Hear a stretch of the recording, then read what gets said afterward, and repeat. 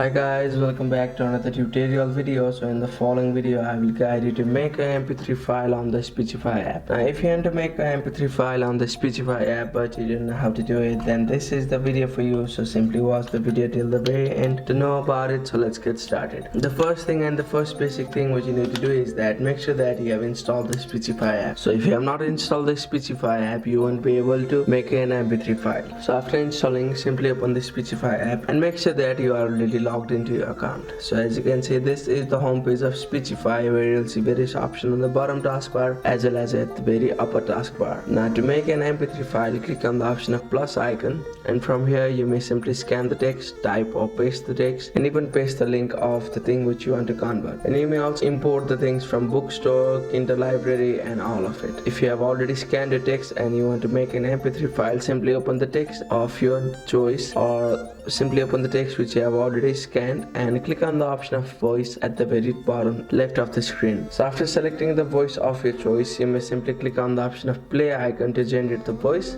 and after doing all of it, click on the option of three dots at the top right. So after clicking on the option of three dots here, you'll see the option of download audio or also see the option of export as an MP3 file. So that depends on the version of your device, so click on the option of it and make sure that you own the premium Speechify service. So if you don't own the premium Speechify service, you won't be able to make an MP3 file on a device. So that's it. Thank you for watching the video. Please don't forget to like the video and subscribe to our channel. Thank you.